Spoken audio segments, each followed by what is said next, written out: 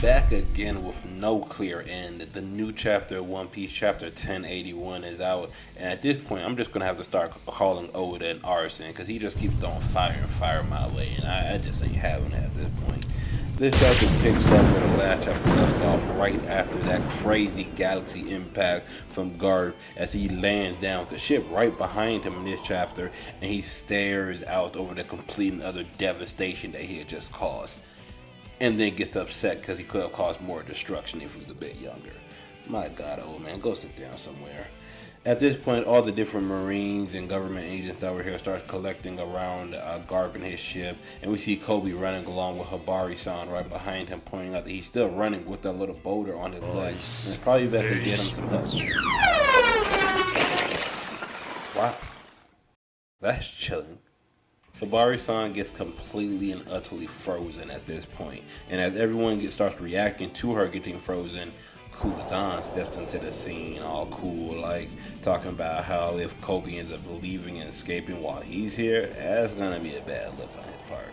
And then we get a flashback to a random island in the New World shortly after the fight between Kuzan and Aokiji for Fleet Admiral. And on this island, Blackbeard is stomping about, screaming about, looking for Kuzan, because apparently he turned his entire crew or part of his crew into ice outside.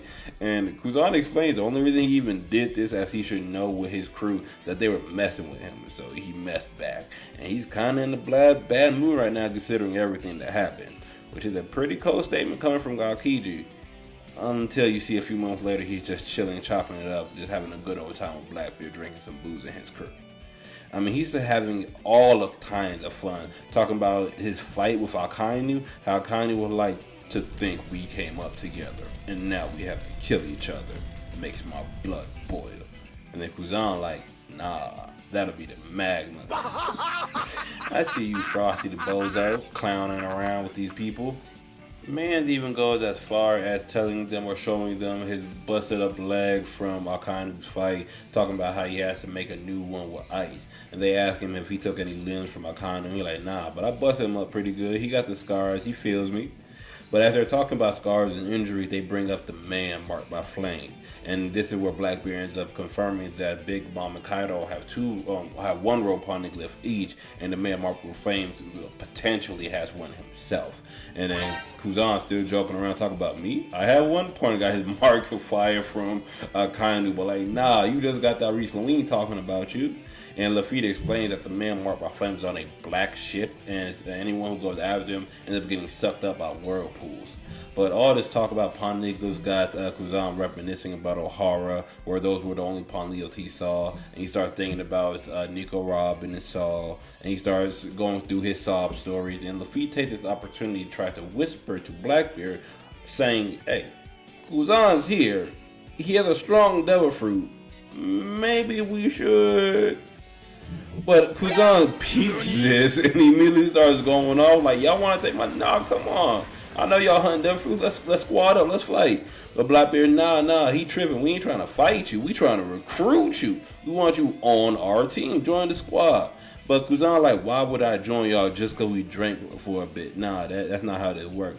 And then Blackbeard like, man, we pirates. Pirates don't group together because we all trying to be buddy-buddy. We group together because we all got our own agendas. We all want something. You got kicked from the world government. They don't want you. What it is you want? Do whatever you want on my crew. And then we cut back to his little situation with Garp back on the island. He like, nah, I've taken orders from you before, but not now. And he gets his official title as the 10th captain of the Blackbeard Pirates. And he takes this opportunity to immediately try to freeze and attack Garp. But Garp shakes it off, busts out of the ice, grabs him by the face, and sends this man straight through the earth.